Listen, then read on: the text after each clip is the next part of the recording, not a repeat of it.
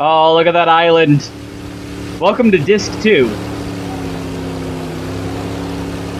She catches him staring at her breasts.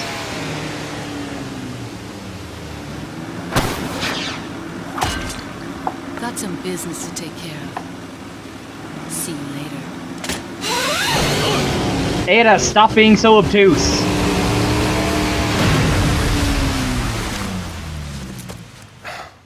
Women. Sexism.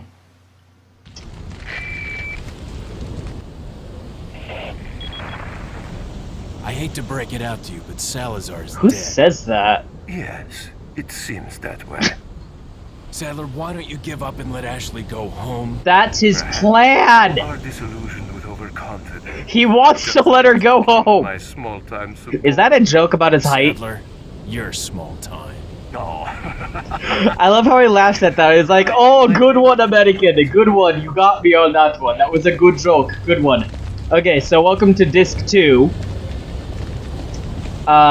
Again, I mentioned this, but this is significant because when this game originally came out on the GameCube, it came in 2 discs.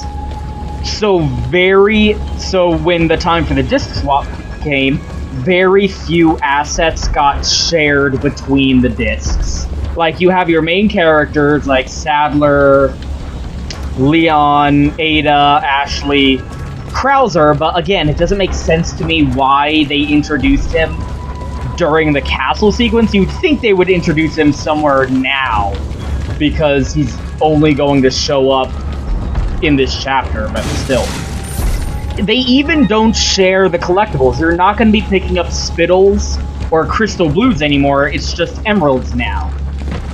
And there's also no enemies that get shared assets between them. Like, in the castle, you would still see the occasional villager.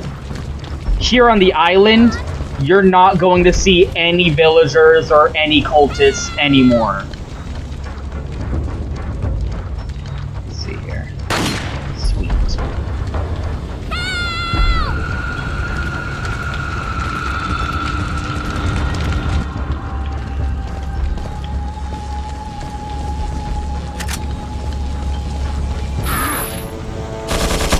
And also, things have gone completely off the rails, and now we're fighting guys with fucking machine guns and shit.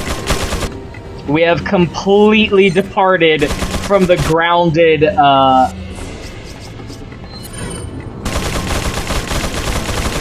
you know, the enemies have melee weapons and you have projectiles.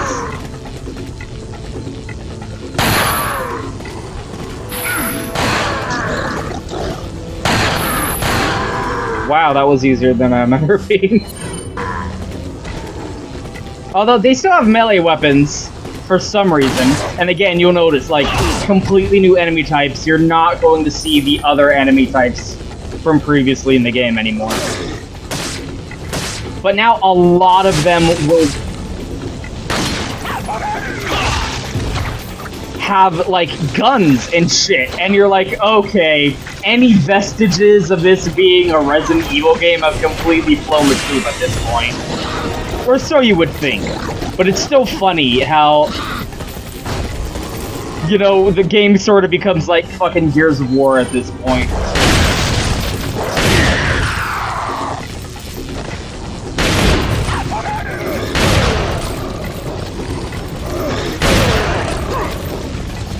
You'd think they'd have upped the health values and whatnot, considering at this point in the game you have guns that are, like, way upgraded. But they're going down just as easily.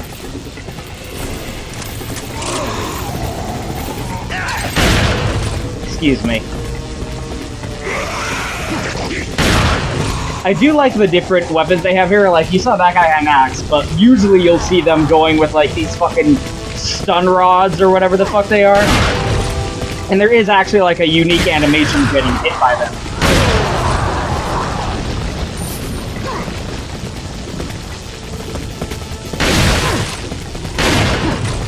It just kind of cracks me up that, like, they went through the work of having every chapter have unique enemies, and that's cool. But the way they're like, oh shit, we put too much We had too much. Now we gotta, like, throw everything from previously in the game into the garbage because we're on disc 2 now. I just... Like, you would never see that done in in the industry. And you think, wow, there must not be a lot of... Yeah, exploit those iframes. You would never see that in the industry today. Excuse me, sir. I don't appreciate you doing that. That was funny. Ah, it's a headless party for everyone. You would never see that in the industry today. Them going like, well, for one thing, they don't really do multiple discs anymore, unfortunately. I don't know. I was always a fan of that. I was of the Metal Gear moment of, you know, going down to the blast furnace and it's like, shoot. Go ahead and pop in disc 2. And I liked getting LA Noire on the 360, because that was like all disc swapping all the time. I don't know, maybe that's just me, but I always thought that was pretty fun, doing that.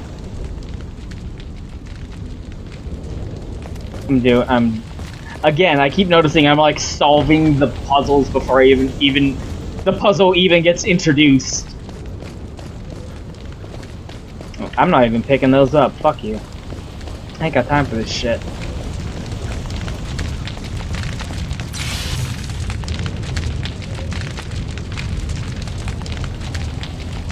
Yeah, thank you, game, for the sweeping camera there. And I mentioned how I think the castle is the point where people's, like, mental roadmap for the game starts to break down, but the island here, I think, is a lot more... Oh, I thought I did that correctly. Is a lot more, memorable for a couple reasons. I think part of that is the fact that it comes after the castle. And it's such a big... that is not the position I left it in, that's for sure. That it is such a big departure. And the, what would you call them? Like, scripted sequences that come up are a lot more fucking overblown, like way to your face, that they really stick in your head. Aw, you tried so hard, you got so far. Yeah.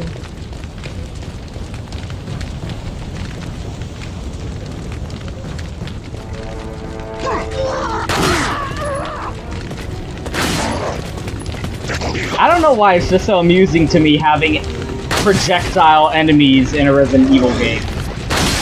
Although, you know, say what you want, Resident Evil 6, there are a lot of people who are fans of the classic games who are kind of upset by this one, who are like, you know, oh, it's not Resident Evil. You know, it more than just, you know, the change of the camera positioning. I don't, it still controls like a classic Resident Evil game.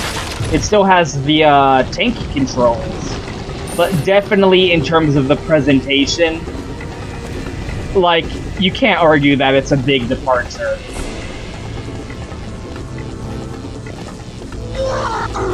And like the, you know, the, how would you say, the scope of the gameplay?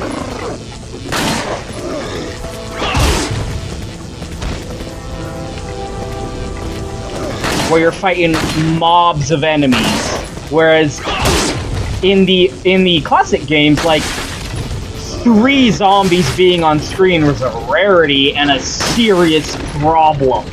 In fact, like, that was why Resident Evil 3 was kind of a big deal because you were going through a fucking city of the dead. I think you can kill yourself by jumping onto these spikes here. I'm not going to try it. Yeah! Kitties.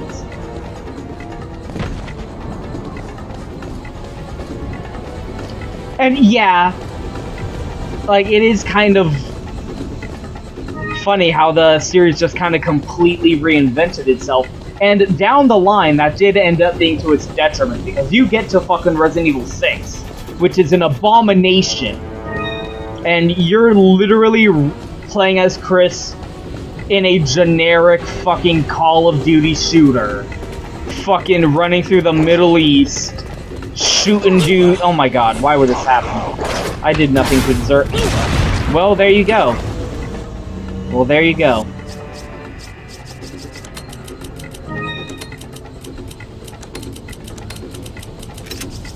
Let's go ahead and pop that yellow herb. Cache case HD. He was wearing a helmet, but I still managed to pop a headshot there. Excuse me. This isn't very polite, you guys. That guy's got a face mask.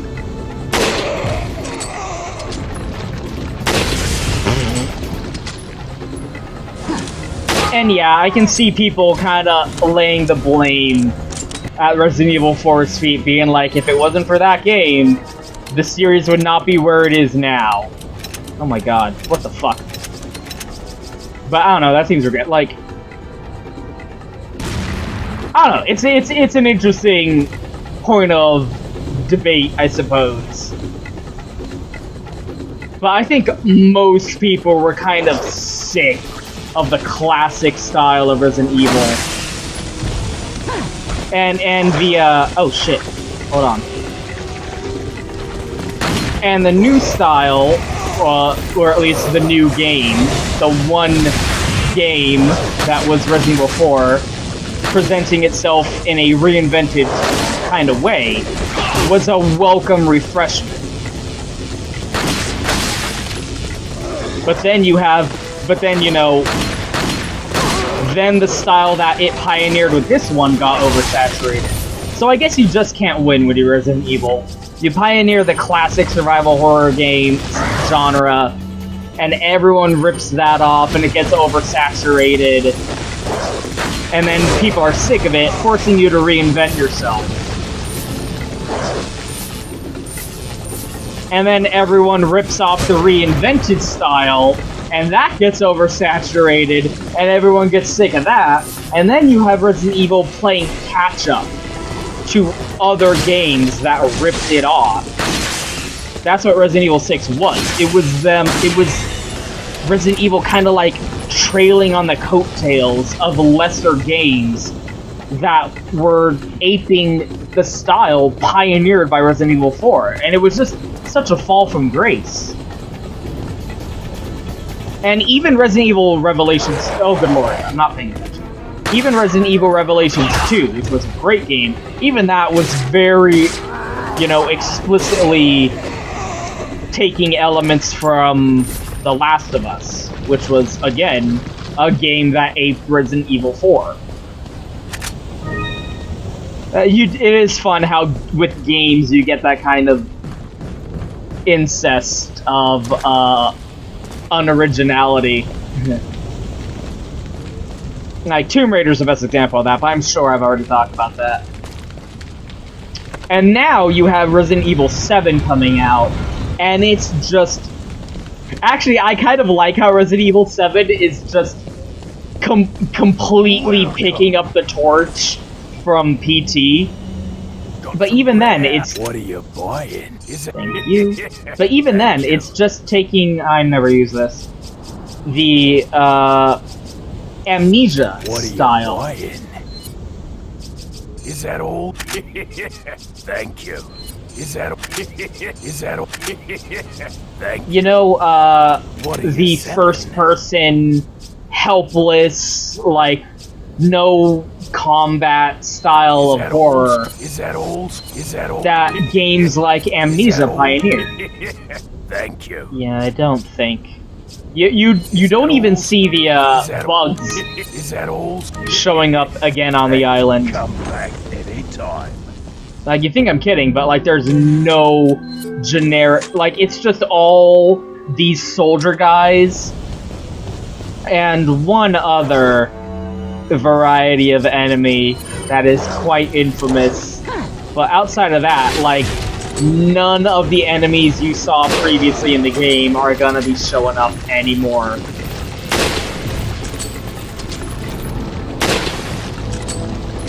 So get used to military, industrial worker dudes. Which just kind of breaks the lore a little bit, where it's like, you have the cultists, who are Sadler's guys, even though they were paired up in the castle with Salazar. Man, I'm running low on ammo. For the first time in a century. Giving me a ton of rifle ammo, though. Anyway. Oh, wait. Is this the,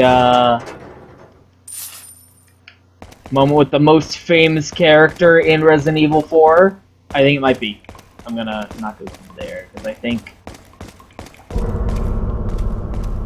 Yeah, I think this is it. Okay, here's the most famous character... Oh wait, not this guy. Get out of the way, dude. I'm trying to do a thing here. I'm trying to do a thing, and you're being an asshole. I don't appreciate it, to be quite frank with you. Stop being a dick. Thank you.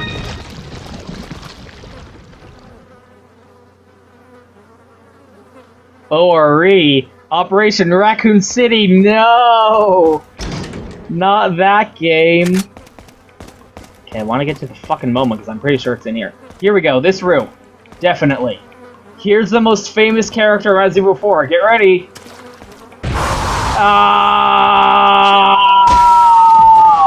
It's Man on Fire!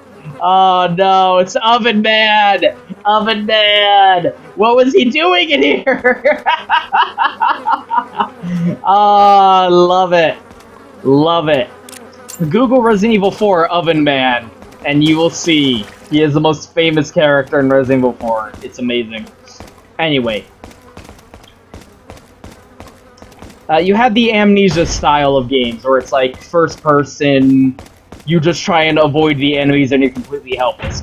And that's like the new big thing. That's what I wanted to talk about. Like, traditional survival horror is kind of dead. Especially in the context of the classic Resident Evil games. So I do understand fans of the old Resident Evil games who didn't like Resident Evil 4, because this was the final nail in the coffin for classic survival horror.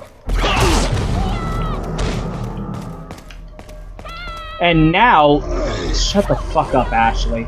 Now you only have action horror. God damn. Which is this. Like, you couldn't... I'm running low on ammo here, and that's what reminded me of this topic. Is, like, classic survival horror is defined by... You know, you're never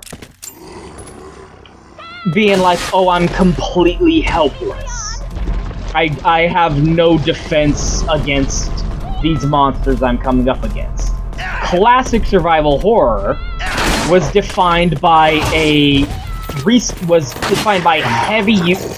resource management. Oh jeez. Oh good lord. Excuse me. Like, you had a shotgun, you had, you know, weapons to defend yourself with, but the tension came from the lack of bullets. Because you were constantly think about, like, where are my next two handgun shots going to come from? So you can come across a zombie in one room, and be like, oh, I can handle this. I have enough ammo to kill this guy. But the tension came from, okay, but I use these bullets on this guy, and I'm not going to have those bullets. What if I come against something even more threatening in the next room? And I'm not going to have those bullets, and I need them in order to deal with this threat. So even a short-term victory, killing an enemy in one room, ends up being a long-term, like, source of tension.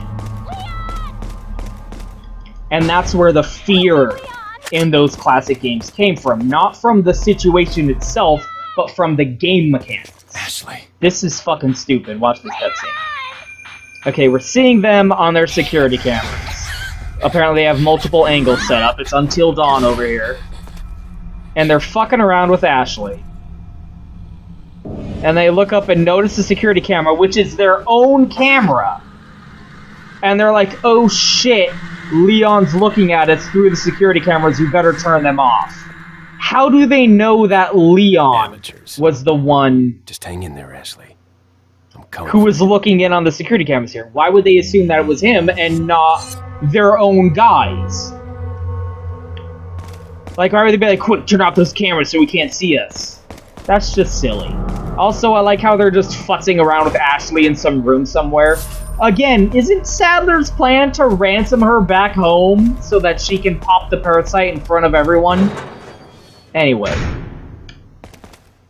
The fear came from the game mechanics of being like, okay, I need oh, good. I can talk about this while doing the fucking shooting hour here.